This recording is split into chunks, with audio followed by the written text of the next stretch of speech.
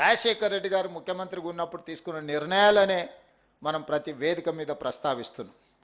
ఆ రకంగా వైఎస్ షర్మిల గారు కేవలం రాజశేఖర్ రెడ్డి గారి పేరు చెప్పుకొని ఆంధ్రప్రదేశ్లో ఏ హోదాకైనా వెళ్ళొచ్చు. కానీ ఇటు తెలంగాణలో 3700 కిలోమీటర్ల పాదయాత్ర కావచ్చు, ఆంధ్రప్రదేశ్లో ఈరోజు చాలా కష్టాలలో ముళ్ళబాటలో ఈరోజు ఆంధ్రప్రదేశ్ కాంగ్రెస్ పార్టీ అధ్యక్షురాలుగా తను చేయగలిగిన ప్రయత్నం అంతా ఏ అవకాశాన్ని కూడా జారవిడ్చుకోకుండా ఈరోజు ఆంధ్రప్రదేశ్లో కాంగ్రెస్ పార్టీని బలోపేతం చేయడానికి వైఎస్ షర్మిల గారు ఈరోజు కష్టపడుతున్నారు. నేను మీకు చెప్పదలుచుకున్నది,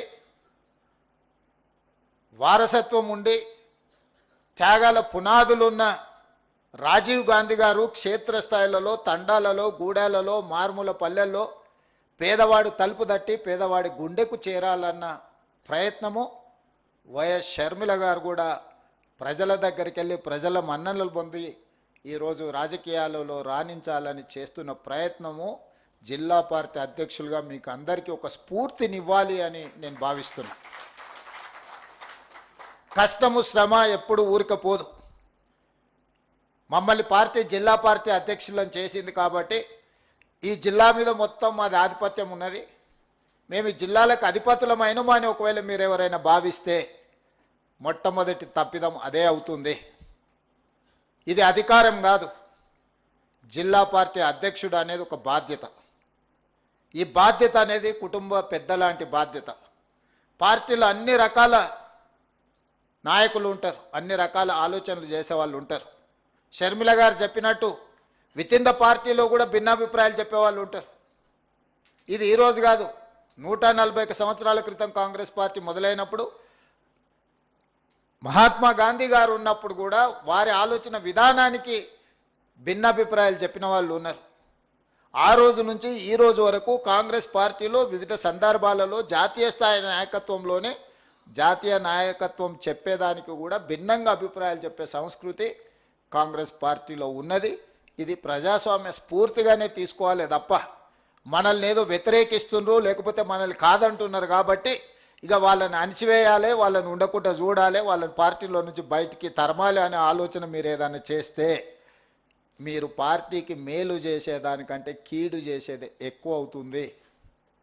మీకు అందరికీ తెలుసు, నేను పిసిసి అధ్యక్షుడు అయినప్పుడు కూడా పరిస్థితులు, ప్రతి నాయకుడి ఇంటికి వెళ్ళిన, ప్రతి వాళ్ళని కలిసిన, పార్టీ సంక్లిష్టమైన పరిస్థితులను ఎదుర్కొంటుంది.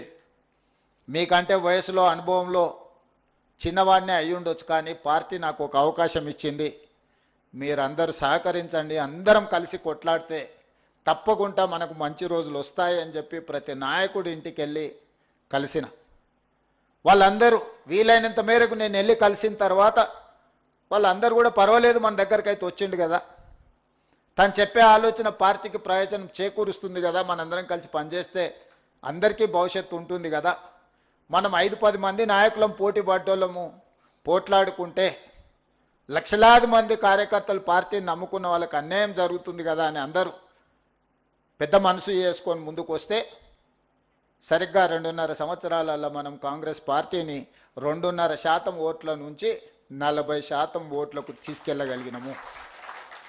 మిత్రుడు వంశీచంద్రెడ్డి గారు చెప్పినట్టు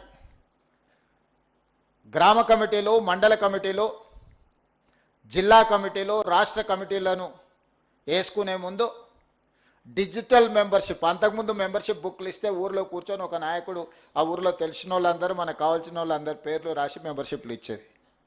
అట్లా కాదు, డిజిటల్ మెంబర్షిప్ చేయాలని ఏఐసిసి ఆదేశించినప్పుడు పద్ధతి ప్రకారంగా ప్రతి ఇంటికి వెళ్ళి ఒక యాప్ క్రియేట్ చేసి ప్రతి మనిషిని కలవండి, చేరతామన్న వాళ్ళనే పార్టీలో చేరించుకోండి అని చెబితే గ్రామ స్థాయి, మండల స్థాయి, జిల్లా స్థాయి నాయకత్వం అంతా ప్రతి నియోజకవర్గానికి ఒక సమన్వయకర్త అనేసి మనం పంపించి 119 నియోజకవర్గాలలో ఒక క్రమ పద్ధతిలో మెంబర్షిప్ చేస్తే 42 లక్షల మెంబర్షిప్లు మనకు అయినాయి. సరిగ్గా 60 రోజుల్లో 42 లక్షల మందిని పార్టీలో డిజిటల్ మెంబర్షిప్ చేసినాము. ఢిల్లీకి అనుమానం వచ్చింది, వీళ్ళు ఊరికే ఏదైనా ఈ వివరాలు సేకరించినామని. దాంట్లో ఇంటి పేరు, సొంత పేరు ఊరు పేరుతో పాటు వాళ్ళ మొబైల్ నెంబర్ కూడా అందులో మొబైల్ నెంబర్తో పాటు ఓటీపీ వస్తే ఆ ఓటీపీని మళ్ళీ ఎంటర్ చేస్తేనే ఆ డిజిటల్ మెంబర్షిప్ ఆమోదించేటట్టు మనం యాప్ తయారు చేసినాం. ర్యాండమ్గా కొన్ని వేల ఫోన్లకు మన వాళ్ళు ఏఐసిసి నుంచి క్రాస్ చెక్ చేసిండ్రు ఈ నెంబర్ సభ్యత్వం ఏమైనా బోగస్ ఉందా లేకపోతే నిజమేనా అని. 100% పర్ఫెక్ట్ మెంబర్షిప్ వచ్చింది. అత్యధికంగా చేసిన వాళ్ళకు ఏ గ్రామంలో అత్యధికంగా చేసిండ్రో ఆ గ్రామాల మెంబర్షిప్ చేసిన సభ్యులను మనం గాంధీ భవన్ పిలిపించి వాళ్ళకి శాల్వా కప్పి సన్మానం చేసి రాహుల్ గాంధీ గారితో ప్రతి ఇండివిజువల్కి ఒక ఫోటో తీయించడం జరిగింది. ఈరోజు పార్టీ సభ్యత్వం బాగా చేసి పార్టీ గౌరవాన్ని పెంచిన పనిచేసిన వాళ్లకు రాహుల్ గాంధీ గారిని ఆనాడు గాంధీ భవన్లో మనం కల్పించడం జరిగింది. మహేష్ గౌడ్ గారు ఆ రోజు కార్యనిర్వాహక అధ్యక్షుడిగా ఈ కార్యక్రమాన్ని గాంధీ భవన్లో ఏర్పాటు చేసింది.